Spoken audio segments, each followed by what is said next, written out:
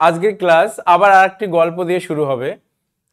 তো দেখো, গল্পগুলো তোমাদের কারণেই বলা, যাতে করে গল্পগুলো শুনে একটু নিজেরা তোমরা মোটিভেট করতে পারো। আর গল্প দেখো কি, ধরো দুজন স্টুডেন্ট ছিল, সেটা তুমি বা তোমার বন্ধু বা যে কেউ হতে পারে। ধরো দুজন স্টুডেন্ট, তো একজন স্টুডেন্ট অত্যন্ত মেধাবী, মানে খুবই ভালো স্টুডেন্ট, পড়াশোনায় খুব ভালো, কিন্তু সে ভীষণ অলস। তো সেই অলসতার কারণে পড়াশোনা না করে কি করতো, পড়ার টেবিলে বসে জানলা দিয়ে বাইরে তাকিয়ে থাকতো, টাইম নষ্ট করতো। সে ভাবতো যে আমি ভীষণ মেধাবী, আমি সব পারি, আমার হয়ে যাবে, পরীক্ষায় কোনো টেনশন নেই, বা পরীক্ষার আগে আমি কভার করে নেব। তো যখন তার পরীক্ষা চলে এলো, যখন পরীক্ষার ডেট তোমার অ্যানাউন্স করলো, তখন সে কি করলো, যে যত পড়া সে পড়েনি সেগুলো পড়তে শুরু করলো, কিন্তু তার সিলেবাস দেখলো সেই রাতের মধ্যে বা সেই দিনের মধ্যে কমপ্লিট করতে পারেনি। তো পরীক্ষার হলে গিয়ে সে কোশ্চেন যখন হাতে পেলো, সেখানে দেখছে সে কিছুই পারছে না। তো এখানে সে অলস হয়েও দেখো সে কিছুই পারলো না। তো স্যার সবাই চিন্তিত হয়ে পড়লেন, তার বাবা মা সবাই, যে ভালো স্টুডেন্ট, পড়াশোনায় ভালো ছিল, কিন্তু কি হলো, কারণটা কেউ বুঝতে পারছে না যে কেন হলো। কিন্তু সে জানে তার অলসতার কারণে বা আলসেমির কারণে সে কিন্তু তার পরীক্ষায় আশানুরূপ ফল করতে পারেনি, আর ঠিকঠাক করতে পারেনি। অন্যদিকে একজন স্টুডেন্ট, সে মেধাবী ছিল না, কিন্তু সে অলস ছিল না, ঠিক আছে? মেধাবী না হলেও সে কি ছিল, সে কর্মঠ ছিল, পরিশ্রমী ছিল। সে পড়তো, সে পারতো না, কিন্তু তারপরও সে পড়তো। রোজ দিন সে আধ ঘন্টা করে পড়তো। আধ ঘন্টা করে পড়তে পড়তে তার যখন পড়াশোনার প্রতি আগ্রহটা, মানে তোমার ডেইলি হতো, ডেইলি করতো, তখন তার সেই জায়গাটা না আস্তে আস্তে আগ্রহে পরিণত হয়ে, এবং দেখলো সে প্রত্যেকটা সাবজেক্ট তার মাথায় আস্তে আস্তে ঢুকে যাচ্ছে। সে যখন তোমার ডেইলি মানে রিপিট করতো ব্যাপারগুলো, তখন তার দেখতো যে ব্যাপারটা তারই হয়ে গেছে। তো সেই ক্ষেত্রে সে কিন্তু পরীক্ষায় যখন বসলো, যেখানে তাকে স্যার ম্যাডামরা কেউ চিনতেন না, বা বাবা মা জানতেন যে আমার ছেলে পড়াশোনায় ভালো না, মেধাবী নয়, কিন্তু তারা সবাই কিন্তু অবাক হয়ে গেলেন। কেন? যে তার পরীক্ষার রেজাল্ট, তাকে দিয়ে যারা আশানুরূপ রেজাল্ট যেটা আশা করা হতো তার থেকে অনেক গুণ বেটার রেজাল্ট করেছিল। তো এখানে দেখো, এই গল্প বলার একটাই কারণ, জিস্ট এটা, তোমরা অনেকেই আছো যারা ভাবো আমি সব পারি, সব জানি, ঠিক আছে আমার হয়ে যাবে, পরীক্ষার আগে আমি দেখে নেব বা পরীক্ষার আগে করবো, তখন কমপ্লিট হবে। কিন্তু না, তখন কিন্তু তোমাকে আফসোস করতে হবে। আলসেমি সৌন্দর্যমূলক কোনো কারণ নয়, ঠিক আছে, বা ভালো কোনো কারণ নয়। এটা কিন্তু তোমাকে আস্তে আস্তে তোমার অবনতি, তোমার ধ্বংসের কারণ হয়ে দাঁড়াবে। আর তুমি যদি পরিশ্রমী হও, সেটা হতে পারে কম, কিন্তু তুমি পরিশ্রমটা তোমার কি করতে হবে, ধারাবাহিকভাবে করতে হবে। ধারাবাহিকভাবে যখন তুমি পরিশ্রম কন্টিনিউয়াসলি চালিয়ে যাবে, তখন কিন্তু তুমি দেখবে যে তোমার যেই জায়গাগুলো নড়বড়ে ছিল, সেই জায়গাগুলো কিন্তু শক্তপোক্ত একটা জায়গায় এসে দাঁড়িয়েছে, এবং সেখান থেকে কিন্তু তুমি যে কোনো অসম্ভব জিনিস সম্ভব করতে পারবে। তো গল্প হলো এটা। তো গল্পের জিস্ট হচ্ছে এটা, আলসেমি নয়, একদম পরিশ্রমী হও, ফাঁকিবাজ নয়। ফাঁকি দিলে সেই ফাঁকির নিচে নিজেকেই পড়তে হবে, যেই কথাটা আমি বলি। তো সুতরাং সবাইকে পরিশ্রমী হতে হবে। সে মেধাবী হও বা কম মেধাবী হও, পরিশ্রম ছাড়া বা তুমি আলসেমি চলে এলে, সেখানে কিন্তু তোমার সফলতা কখনোই কাম্য নয়। তো ক্লাস শুরু করব, চলো। সবাইকে স্বাগত তোমাদের সবার প্রিয় মনোরঞ্জন স্যারের ম্যাথ ক্লাসে। তো এখানে আজকে আমরা পার্টস অফ স্পিচের আর একটা পড়বো। আমরা পার্টস অফ স্পিচ অনেকগুলো আমাদের শেষ হয়ে গেছে, এখন শেষের দিকে, এটা কমপ্লিট হলে আর একটা থাকবে, সেটাও কমপ্লিট হয়ে যাবে।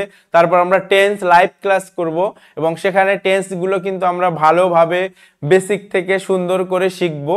তো সুতরাং কথা বাড়াবো না আর, চলো আজকে আমরা পড়বো কি, কনজাংশন। কনজাংশন পার্টস অফ স্পিচের একটা। তো সেখানে আজকে আমরা কনজাংশন কি, কনজাংশনের ক্লাসিফিকেশন, এগুলো সব এক এক করে দেখব, ঠিক আছে? দেখো, কন্টেন্টস সবাই জানো, কন্টেন্টস নিয়ে নতুন করে আলোচনা করব না।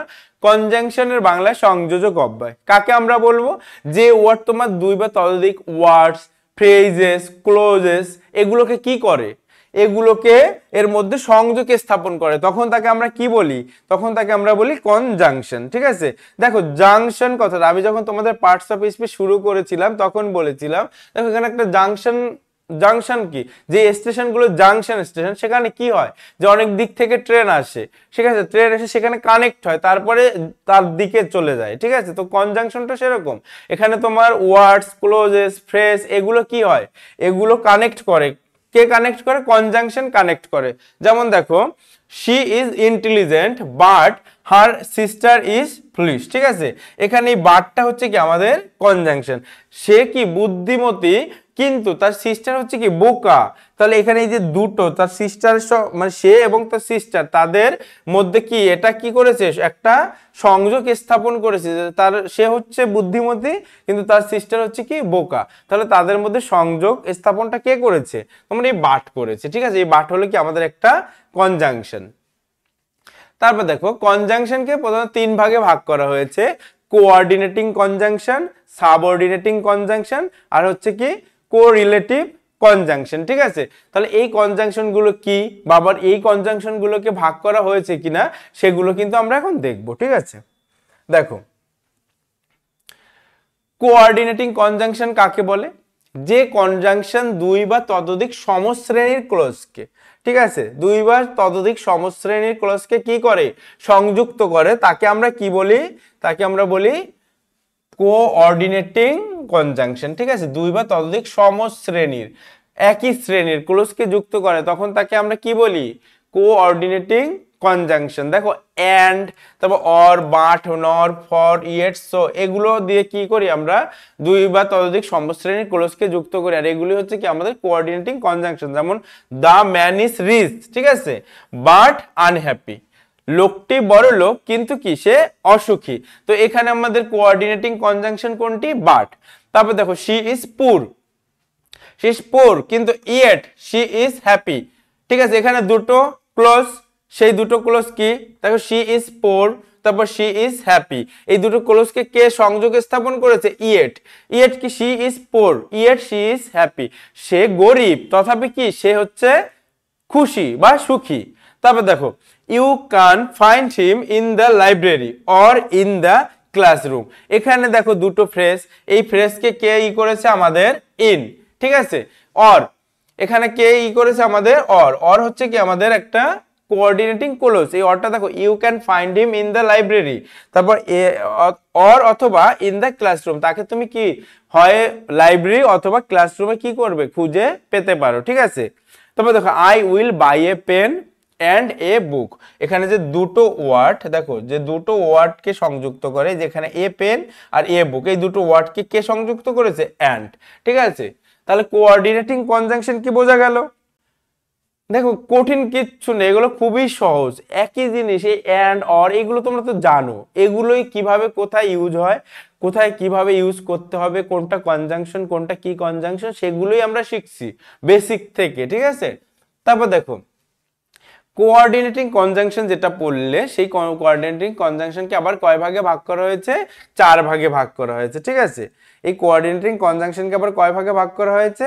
4 ভাগে, 4 ভাগে, ঠিক আছে। কি কি? দেখো, কিউমুলেটিভ বা কোপিউলেটিভ কনজাংশন, তারপর দেখো অল্টারনেটিভ কনজাংশন, অ্যাডভার্সেটিভ কনজাংশন, আর হচ্ছে কি ইলেটিভ কনজাংশন। এই 4টে ভাগ, এই 4টে ভাগ কি আবার দেখো, সেগুলো আমরা দেখবো। কিউমুলেটিভ কনজাংশন বা কোপোলেটিভ কনজাংশন কি? যখন এই শ্রেণীর কনজাংশন সাধারণত দুই বা ততোধিক সমশ্রেণীর ক্লোজকে কি করে? যুক্ত করে। সমশ্রেণী কি মানে একই গোত্রের, সমগোত্রীয় বা একই, সেগুলোকে যুক্ত করে। কি কি? যেমন and, as well as, also, too, তারপর বোথ, ড্যাশ ড্যাশ অ্যান্ড, তারপর নট অনলি, দেখো নো অনলি না, এটা নট অনলি, ঠিক আছে। নট অনলি, বাট অলসো, তারপর নো লেস দেন, এগুলো দিয়ে কি করে আমরা সমশ্রেণী দুই বা তাদের সমশ্রেণী ক্লোজকে কি যুক্ত করে। যেমন দেখো, I went to college and took the class, আমি কলেজে গেছিলাম এবং কি ক্লাস করেছিলাম। তারপর I like to read books and watch movies. তো এগুলো হচ্ছে কি আমাদের কোঅপারেটিভ কনজাংশন, ঠিক আছে। তারপর অল্টারনেটিভ কনজাংশন কাকে বলবো? এই জাতীয় কনজাংশন কি দুটি ভাবের মধ্যে একটিকে বেছে নিতে হয়, অল্টারনেটিভ কনজাংশনে দুটো ভাব থাকে, তার মধ্যে কি করতে হয়, একটাকে বেছে নিতে হয়। যেমন কি দেখো, এই দুটো ভাবের মধ্যে একটাকে বেছে নিবে, আইদার অর বা নাইদার নর বা অর, এগুলো দিয়ে। যেমন দেখো, you can have either cake or ice cream. এখানে দেখো ইউ ক্যান হ্যাভ, তুমি কি আইদার কেক, কেক নিতে পারো, অথবা কি আইসক্রিম। এই যে দুটো, এই দুটোর মধ্যে কি তোমার যে কোনো একটাকে তুমি কি করতে পারবে, নিতে পারবে, ঠিক আছে। তো এটাই হচ্ছে কি আমাদের অল্টারনেটিভ কনজাংশন। তারপরে দেখো অ্যাডভার্সেটিভ কনজাংশন কাকে বলবো আমরা। এই জাতীয় কনজাংশন হচ্ছে দুটোই ভাবের মধ্যে তুলনা বোঝাতে ব্যবহৃত হয়। আর এই কনজাংশন গুলো কি, এই কনজাংশন গুলো হচ্ছে তোমার but, yet, still, however, only, while, whereas, তারপর নেভারথলেস, অন দ্য কন্ট্রারি, এগুলো হচ্ছে তোমার কি অ্যাডভার্সেটিভ কনজাংশন, ঠিক আছে। এগুলো হচ্ছে তোমার অ্যাডভার্সেটিভ কনজাংশন। দেখো এগুলো সব অ্যাডভার্সেটিভ কনজাংশন কি করে, দুটি ভাবের মধ্যে তুলনা, কম্পেয়ার বোঝাতে কি হয়, ব্যবহৃত হয়। যেমন he run fast yet he could not get the train, ঠিক আছে। সে কি জোরে দৌড়াচ্ছিল কিন্তু কি করলো, সে ট্রেন পায়নি, ঠিক আছে। জোরে দৌড়েও সে ট্রেন পায়নি, তাহলে সে দেখো কম্পেয়ার হচ্ছে না, যে ট্রেনটা সে পায়নি কেন, যে জোরে দৌড়েছে তারপরে ট্রেন পায়নি, ঠিক আছে। তারপর দেখো ইলেটিভ কনজাংশন কাকে বলবো। এই জাতীয় কনজাংশন কি করে, তোমার কার্যকারণ সম্পর্ক বা অনুমান বোঝাতে ব্যবহৃত হয়। এই ক্ষেত্রে কি ব্যবহার করি আমরা, দেয়ারফর, ফরসো, দেন, দাস, কনসিকুয়েন্টলি ইত্যাদি। এগুলো হচ্ছে কি আমাদের ইলেটিভ কনজাংশন। যেমন হি was weak, he was weak, সে ছিল অসুস্থ, therefore he could not attend the meeting, সুতরাং যার কারণে কি সে মিটিং এ অ্যাটেন্ড করতে পারেনি। আর এটাই হচ্ছে কি আমাদের ইলেটিভ কনজাংশন, ঠিক আছে। তারপর দেখো অল্টারনেটিভ কনজাংশন কাকে বলবো। এই জাতীয় কনজাংশন দুটি ভাবের মধ্যে একটিকে বেছে নিতে হয়, আইদার অর নাইদার নর, যেটা তোমাদের একটা এর আগেই বোঝালাম। দেখো একই, সিমিলারিটি একই, ঠিক আছে, মানে প্রকারভেদ গুলো হয়েও কিন্তু সিমিলারিটি একই আছে, ঠিক আছে, ডিফারেন্স কিচ্ছু নেই। এখানে দেখো আইদার অর নাইদার নর যেটা পড়েছি আমরা ওখানে, এখানে আছে you can have either cake or ice cream. তুমি যে কোনোর মধ্যে একটা বেছে নিতে পারো, হয় তুমি কেক নেবে, না হয় কি নেবে, তুমি আইসক্রিম নেবে। ও সরি, ওটা পেছনে চলে গেছিল। সাবঅর্ডিনেটিভ কনজাংশন, আমরা একই জিনিস আবার রিপিট করে ফেলেছি, ওর জন্য এক্সট্রিমলি সরি। দেখো subordinating, coordinating conjunction, subordinating conjunction, coordinating কনজাংশনের ভাগ করলাম, এবার আমরা পড়ব সাবঅর্ডিনেটিং কনজাংশন। যে কনজাংশন এক বা একাধিক সাবঅর্ডিনেট ক্লোজকে কি করে, প্রিন্সিপাল ক্লোজের সাথে যুক্ত করে, তখন তাকে আমরা কি বলি, সাবঅর্ডিনেটিং কনজাংশন। যেমন I had reached the college before the exam began, ঠিক আছে। এখানে এটা হচ্ছে কি আমাদের সাবঅর্ডিনেটিং কনজাংশন, ঠিক আছে। এখানে কি করেছে, যে এক বা একাধিক সাবঅর্ডিনেট ক্লোজ প্রিন্সিপাল ক্লোজের সঙ্গে যুক্ত, এর মধ্যে প্রিন্সিপাল ক্লোজ কোনটা, I had reached the close, ঠিক আছে, I had reached the college, তারপরে কি তোমার যুক্ত হয়েছে সাবঅর্ডিনেটিং ক্লোজ বিফোর, তারপর দ্য এক্সাম বিগান, তারপর কি পরীক্ষাটা শুরু হয়েছিল, ঠিক আছে। তারপর দেখো সাবঅর্ডিনেটিং কনজাংশন আবার কয় প্রকার, 9 প্রকার হতে পারে। যেমন অ্যাপ্রেশন, উদ্দেশ্য বা বিধেয় বোঝায়, যেমন he promised that he would not never late, ঠিক আছে। এখানে এখানে তোমার দেখো দ্যাট হচ্ছে উদ্দেশ্য বা বিধেয় বোঝাতে ব্যবহৃত হয়েছে। তারপর কজ অর রেসপন্স বোঝাতে, যেমন সিন্স, অ্যাজ, বিকজ ইত্যাদি, এগুলো হচ্ছে তোমার কজ অফ রেসপন্স বোঝাতে এই কনজাংশন আমরা ব্যবহার করি। পারপাস বা উদ্দেশ্য বোঝাতে, যেমন lest, that, so that, in, order that ইত্যাদি, এগুলো হচ্ছে কি পারপাস বা উদ্দেশ্য বোঝাতে এই কনজাংশন গুলো আমরা ইউজ করে থাকি। তারপর দেখো কন্ডিশন বোঝাতে, ইফ, ইফ নট, তারপর হচ্ছে in case, as if, provide, unless, weather, that etcetera, এগুলো হচ্ছে কি আমরা কন্ডিশন বা শর্ত বোঝাতে। আর কনসেশন স্বীকৃতি বা তুলনা বোঝাতে, যেমন দো, অলদো, অ্যাজ, হাউএভার ইত্যাদি, এই কনজাংশন গুলো কি করে থাকি আমরা ইউজ করে থাকি, ঠিক আছে। তারপর দেখো কম্প্যারিজন তুলনা বোঝাতে, যেমন as, than, so dash dash as dash dash as ইত্যাদি। তারপর দেখো ম্যানার, কারেন্ট চলে গেছে অনেকক্ষণ আগে, এখনো আসছে না। দেখো ম্যানার ধরন বা পদ্ধতি, যেমন সো, অ্যাজ, দেন, অ্যাকর্ডিং, অ্যাজ ইত্যাদি, এগুলো ম্যানার বোঝাতে এই কনজাংশন গুলো ইউজ করি। টাইম বোঝাতে, যেমন till, until, after, before, when, since, while, as long as, so long as ইত্যাদি। তারপর এফেক্ট ফল বোঝাতে কি, so that, so dash dash that, যেমন he is so weight that he can not go out, ঠিক আছে, he is so weak that, এটা weak হবে, হ্যাঁ।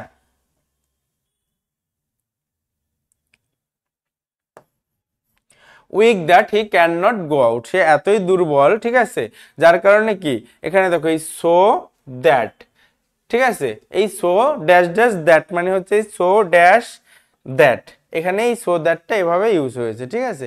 এগুলো হচ্ছে তোমার কনজাংশনে দেখো কিভাবে কোথায় আমরা করব, ঠিক আছে। তো কনজাংশন খুব ছোট্ট একটা ক্লাস ছিল, এখানে কমপ্লিট হয়ে গেল। আর আশা করি কঠিন কিচ্ছু লাগেনি, এগুলো মনে রাখবে, ব্যাস কমপ্লিট। আর বাকি থাকলো আমাদের আর একটা পার্টস অফ স্পিচ, সেটাও কমপ্লিট হয়ে যাবে। আর তোমরা সবাই অবশ্যই লাইক করো, কমেন্টস করো, শেয়ার করো, ঠিক আছে। ভালো থেকো সবাই।